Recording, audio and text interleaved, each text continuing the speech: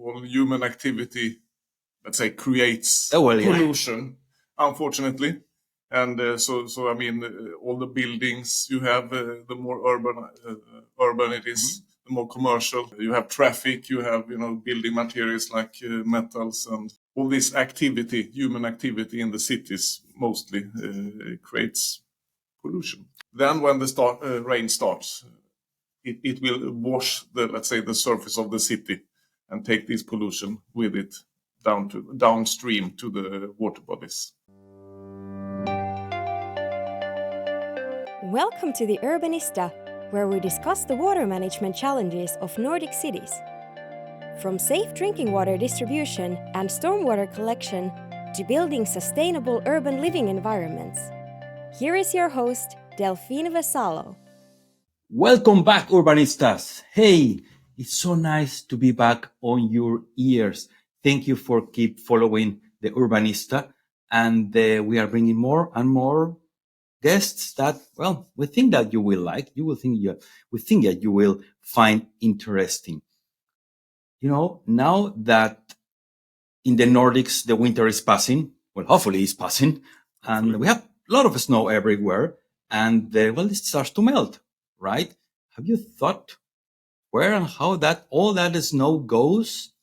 Yes, when it starts to melt, becomes water and it starts to go down the drain. Yes, and this morning I was coming to the office, I was already seeing like pretty big puddles on the side of the street because the water was just stuck. Because they couldn't get in more into the drain because it was just so much. Something was happening there. So that comes adding up to the topic that we have been discussing a lot about the impact of climate change, how in some parts of the world there are droughts, so there's not enough water. And conversely, in other parts of the world, there's a lot of water, a lot of rain, which is, putting an extra pressure on the city's infrastructure. And to talk about how the cities are managing with their infrastructure, with their stormwater infrastructure, how they are managing or not, I have one guest here that knows a little bit of that topic. So who are you and what you do? Yeah, my name is Rickard Granath, working for Uponor Infra as a solution manager for stormwater management. Yeah. Stormwater management. Rickard, last time we spoke, we were actually in Copenhagen in the International Water Association Congress. There was a lot of buzz around climate change and all the systems and all the new solutions that the water utilities can get their hands on. So, but now we keep discussing things. Yeah. So have you seen any change on the customers that you are visiting? Is there a bit more awareness of how are they planning or trying to renew their stormwater systems in general? Yeah, but I think the awareness is there, of course, and for a long time we have been working with the floods and the flow of water.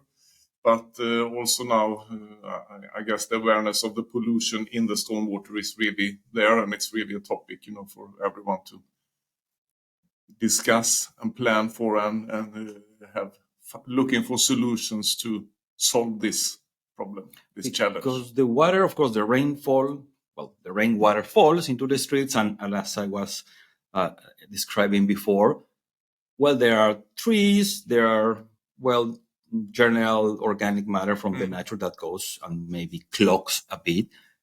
But that's not the only thing that goes down into the stormwater system. What other things are going there? I guess all human activity, let's say, creates pollution, unfortunately.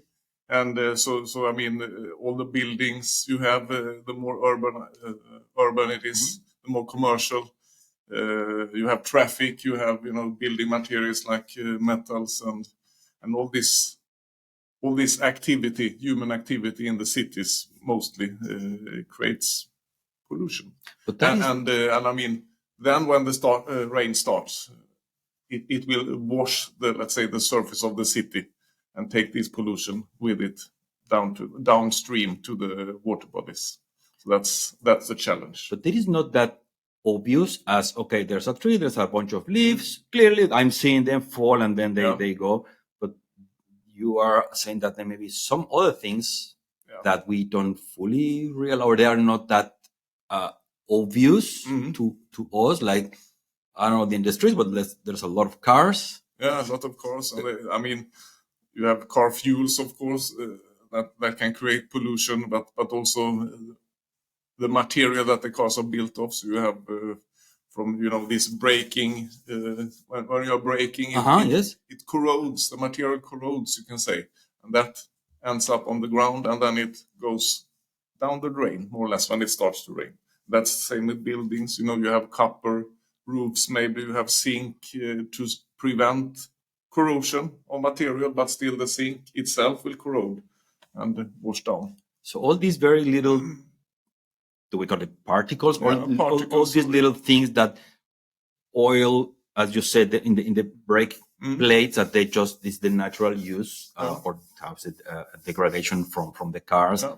The tires, I believe it can be tires that get worn out, so they're very small rubber. Yeah. All those things go and end up in the stormwater systems. Yeah, eventually. I mean, they will be on the ground, but eventually when the rain comes, exactly, it will flush down. And you talked about particles, and I mean, a lot of this is, let's say, particles. So you could say that that's one way to treat the stormwater. Really efficient way is to separate the particles, because they will either sink or float. And you could use that, let's say, in your solutions when you treat stormwater. You can use that physical, let's say, it's just physics. It's physics, more or less, that you use to treat the water. Yeah. So how will you, if it goes down and it goes to certain reservoir or certain chamber, and if it is something that is the density, I assume the density of the particle or whatever is the matter is heavier than the water, okay, goes down. But then how do you plan that? Because if there is constant flow of water, the particles keep revolving. The water needs to be still, or how does that work in order that those particles go down? Exactly. So you need some retention time in the system. And normally you say you plan it for up to 5 minutes, let's say, when the particle enters the system until the water goes out. If you have 5 minutes of time, then that's enough to take, let's say, the interesting size of particles that you need, that you want to reduce. They will have time to sink, and they will end up in the bottom of the chamber of the tank or this system that you're using. And then, of course, later on, as a maintenance part, you will empty that, take that out from the chamber, yearly or 2 times a year, you will empty the system. So that is one way of a quite efficient way of treating stormwater, actually, to have this retention time built in different parts of the city in the drain system. But I imagine that you also need to have some control of how the water is coming in.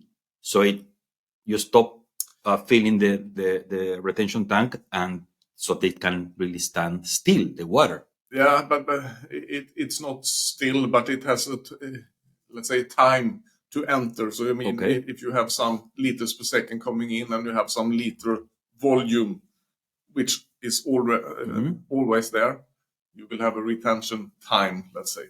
So because the water needs to go from the inlet to the outlet, as the water goes in this big volume, the particle will start to sink, and so everything is moving, but it's moving slowly. And then it's time enough for the particles to sink. So these heavier particles go down, and of course the outlet, you have it right there high. So then, when the water reaches a certain level, goes out. Yeah. Well, natural, as we said, it's pure physics. Yeah. That is what comes to these more heavier components.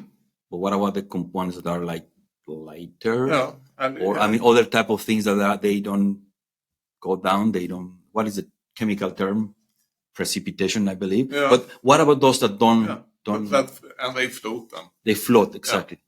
so it's more or less the same process, but they are lighter than water because you have it water filled. So they will also have the time to float or to separate from the water, and they will end up on the water surface. So you also in the outlet, let's say, have normally some screens preventing also the surface water to going out. So I mean,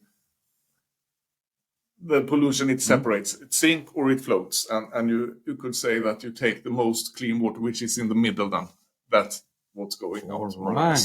All right. The things that float, or I mean, the things that are not solid, like oil or I mean, motor oil, just plastics or something like that. But then how do we? Okay, because I mean, we have there's a common product in the market, the oil separators. But this oil separator, there's a different thing that what we are talking, the retention tank, or what happens in the retention tank. Yeah, exactly. Yeah, but you have different kind of solution, and you choose them dependent on, let's say, what pollutants you are expecting. So you can have, let's say, a normal oil separator. It's produced according to a standard, and it separates oil. But also these other solutions that we have, they are more focusing on the particles, and also they are filtering the heavy metal ions that is in the water. So you have, let's say, separation with this retention time, and then you have filters. So they work for, let's say, broader range of pollution. So that is these chambers and tanks that we're building. They are focusing on the broad range of pollution. So one way to treat this water is pure like this physical, pure physics, and separating the different types of pollutants that we have there. And is there any other way to treat the water to get rid of other type of things like chemicals, other things that are not? Is there any chemical process somewhere? In the filters, there's also chemical process. So you have ion exchange, for example. So the filters are, let's say, overloaded with calcium, which is it's not dangerous, or it's not considered a pollutant. And when the heavy metals comes into the filter material will catch them and release this calcium instead. So that's ion exchange. So that's a chemical, let's say, feature of the treatment. But you also have, because they are loaded, so they are like small magnets. So you have like an absorption on the surface of this filter material. So there are a few processes going on at the same time. It's like a balance of things going on. And if you have a lot of pollutants and you will let this calcium out, it's let's say you have catch the pollutants in the filter material. So that is all these pollutants that are coming in, coming out. I mean, flowing with the water. To me, it makes sense that it will be regulated. So the water utility has certain standards or certain criteria to abide to. Can you talk a bit more about how is this sector regulated in that sense? So it's I mean, in the bottom or in the frame, it's European Water Directive and also Sewer Directive. So you have a lot of, let's say, the framework is there, and more or less what you are doing. So you have these 7 years cycle, quite long cycles, where the cities or the countries even they measure the status of the water bodies, and they classify them. And if you have, let's say, low status of water body, you need to do something. That's what the regulations say. But also, if you have really good status in the water body, you are not allowed to make it worse. So every time you build something, renew or renovate in the city, you have to make sure that you are not, let's say, lowering the status of the water body. And where it's already bad, you actually need to do actions to make it even better. To raise the quality, or to raise the quality, not exactly, because this water is not meant for human consumption in the end. Yeah, but it could be, actually. I mean, you also have the water becoming potable water. You take them from lakes, and drains also entering these lakes. So, I mean, it's also interesting, of course, from the potable water sources. They are also exposed to the same pollution. So of course, if you have a lake where you actually take water for potable water, of course, this is a really sensitive lake. So there you have to do a lot of, let's say, actions to prevent that it's that polluted. from the other side of the lake, another stormwater system deposits there the water that they are collecting. So, and of course, that's. So therefore, I mean, in those cases, when you build a city around, and normally you have these lakes within the city, like in Borås, where I live, the big lake where we take the water, it's not in the center of the city, but quite close to the center. Within the metropolitan area of the city. And everything where you build around that, you of course need to be really careful how to plan and to, let's say, how to solve the risk of pollutant from coming down the drain, so to say. So this is regulated. So normally then the cities have quite good view of the water bodies, and when you build in sensitive areas, you will, let's say, have more demands on what you should do with the treatment of the stormwater as one example, but also for sewer, of course. So it's in the regulation, and it's then locally adapted depending on what you plan to do. Is it an industry or commercial area, or is it residential area? So it's less risk with residential areas, but still there can be some. So they would probably be closer to the lake than the industrial area, which is a bit more upstream maybe from this kind of water source. With the customers that you have been working with, is that common that the water upstream comes from higher lands because the city, the another municipality is higher, and then of course they just keep the flow towards lower lands, and then in the end, the Baltic Sea, which we know the condition of the Baltic Sea. That's actually a separate topic. Big concern. But the stormwater coming from one city or municipality may end up passing by another one to end up in the sea. Yeah. So normally you would exactly what you are describing there. So in this regulation in the water directive, you more or less divide the country in big parts. So they try to avoid city limits. So they do. So in Sweden, for example, there is 5 of these bigger areas, and they are these. So 3 of the areas are looking to what's happening.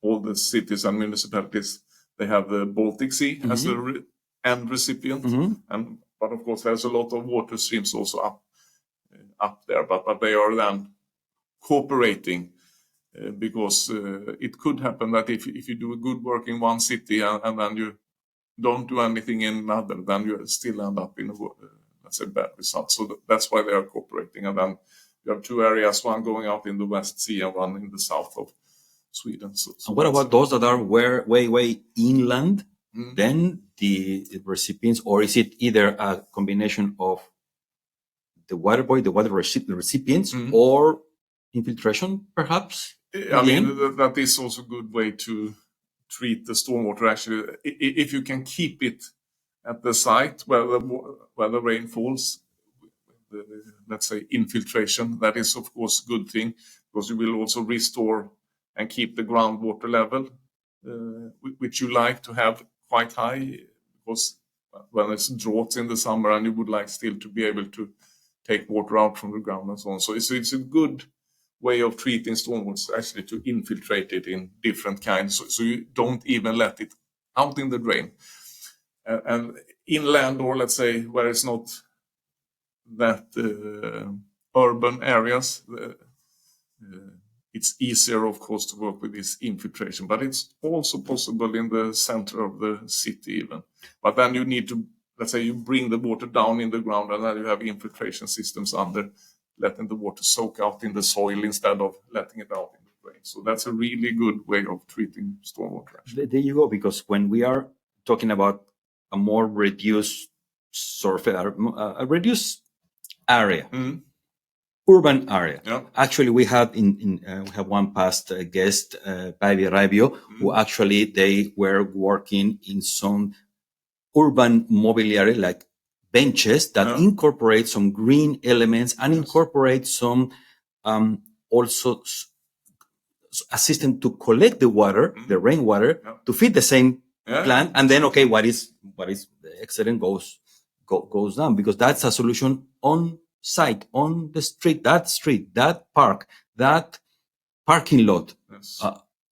I don't know. So it doesn't need to go anywhere really. If you have, I don't know, a parking lot where, there's a full of concrete, so the stormwater will go certain way in the corners. I don't know. In the soil. And so, I mean, that is also, let's say, if you are in a situation where the status of the downstream recipient is low, so you're not allowed to make it worse, you should even make it better. So one of the solutions to solve that would be that you are not even, let's say, you can't even connect to the drain, the city drain. You need to take care of it on the site, and then you need you could then combine it with green areas, because you have trees and growing, and you can do this, let's say, soil filters that you can build up, actually like a rain garden they call it, and you can also keep the water there in a tank, so you can then harvest it later. You can take it up and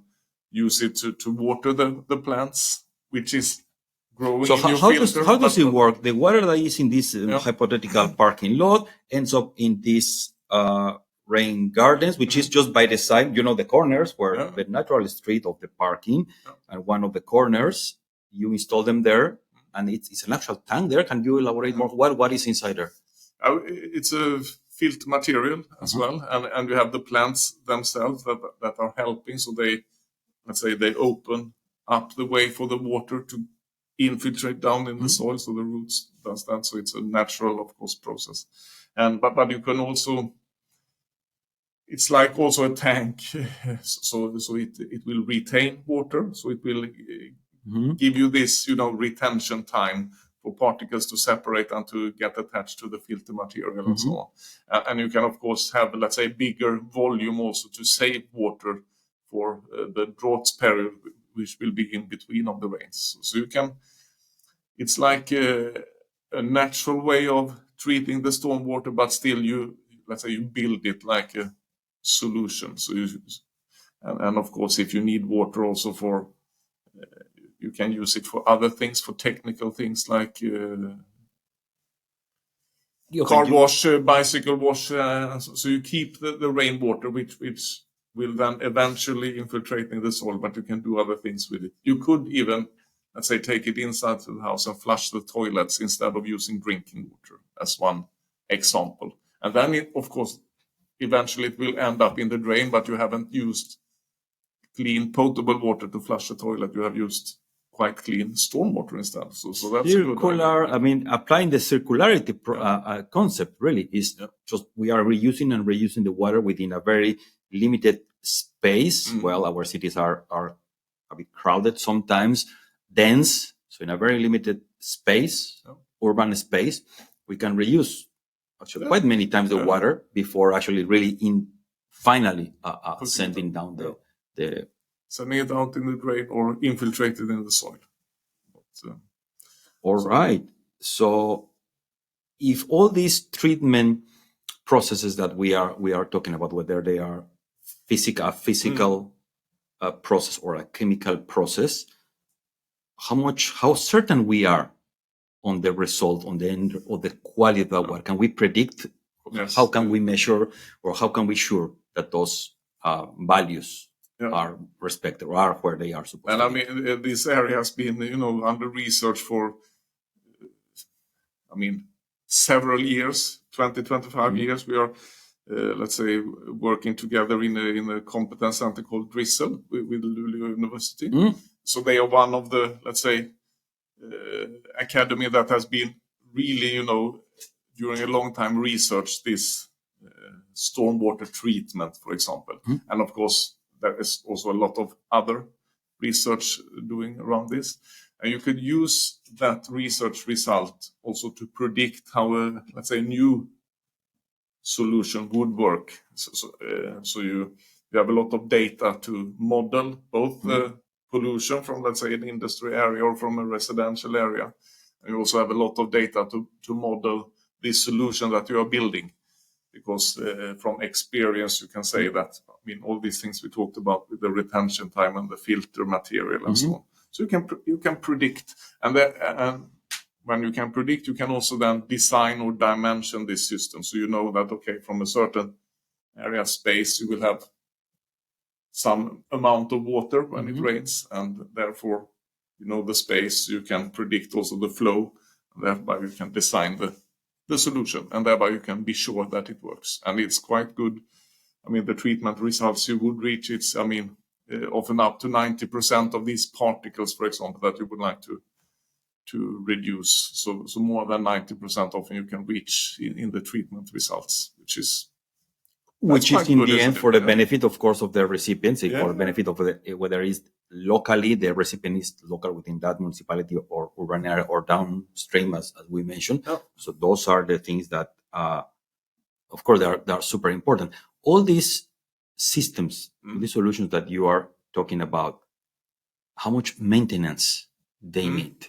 Really, once installed, design, installed, and running. And it is, I mean, important question also, because you are building something. So it's a solution. It's a plant, more or less, that you have built or installed to reduce pollutants. And of course, these pollutants, they don't disappear. They don't vanish up in the air. They stay in this plant that you have built. So, I mean, maintenance is also actually when you're emptying, you are taking out the pollutants that you have catched. So it's really important to do the maintenance, and you can also predict, but normally you would aim for, let's say, yearly maintenance intervals. Maybe filters could be a bit longer in between if you do them big enough. But of course, if you don't maintain or empty these tanks from the pollutants, it will then finally be so much pollutants in the plant, so it will start to leak out again. So that's why, of course, maintenance is as important as building and design the solution in the right way. So the cost of producing it and installing it, plus the cost of maintenance, which, I don't know, is it often taken into account what we have been calling the total cost of ownership? It's not just build it, leave it there, but then after a few years, how much is really costing that? So I mean, so because you need to maintain it, you also need to plan for that when you build it. And we have seen, let's say, examples when you build a pond is quite common that you build to treat these pollutants. But that could be quite, if you don't think how to build this pond, it could be quite hard to maintain it. You need maybe a boat or some floating equipment and pumping, and it's hard to get there because you don't have any roads and so on. But so there you could even plan with a pre-sedimentation in a chamber which is close to a road. So you then can empty that chamber, and thereby the pond itself will not, let's say, fill up that fast. So this pre-sedimentation chamber is like somewhere, like is clearly not underground. It's more accessible for continuous monitoring and maintenance. Exactly. So that's one way to, let's say, to plan the maintenance and to lower the total cost of ownership. So when building a pond, if you have this quite easy accessible pre-sedimentation chamber, then you will have longer intervals where you actually need to do something inside the pond. So you lower the cost of maintenance, but you increase the result of treatment at the same time. And you get lower cost in the end. So that's a quite smart way of building, I guess. Cost-efficient solution, which is, well, I think many of the urban planners and municipalities or utilities are the ones who pay, are looking, of course, cost efficiency. All right, Rickard, to wrap up, what would you recommend? What would you suggest to any urban planner who is having on his or her hands a new stormwater project? Where to start? Where is the best place to start planning, and how to go about it? If you are not that used to those things, what would be your advice? Yeah, well, my advice would be to visit our homepage, actually, because we have a lot of information there, both in the early stages, what kind of solutions you could use for specific project, and also a lot of documentation and some online tools, and also the contact information, of course, to our experts that will help also. So we try to be really early in the projects, helping and help the planner to design the system with our experience. And of course, it's not like you have one solution fits all. It's really dependent on what you're doing, what kind of activity you will have there. Is it residential? Is it industry, for example, or is it a road, or what are you going to build? That will affect the solution you use. And so I mean, we are really glad to help in the early stage of the project. We have a lot of information also from other projects. We have references and so on also on the homepage. So that's a good way to start, of course. To start well, a very good planning, and of course, always you can have a second opinion from Rickard, from the experts that Rickard has on his team. Well, there you go. Clearly, this is, as you said, not one solution does not fit all. This needs to be well thought through, and depending what is the situation in your country, in the specific location where you are, and that's something that we need to consider very carefully, and overall the total cost of ownership that we mentioned. So, Rickard, thank you very much for your wisdom today, and we will continue. We'll continue with more stormwater topics, more potable water. Hey, attention there. We will have more topics about potable water distribution coming. So stay tuned. Thank you so much, Urbanistas, and see you next time. Thank you for listening to the Urbanista podcast, a production of Uponor Infra, the leader in sustainable infrastructure solutions. If you found it interesting, why don't you share it with your colleagues? We all together can move our industry forward.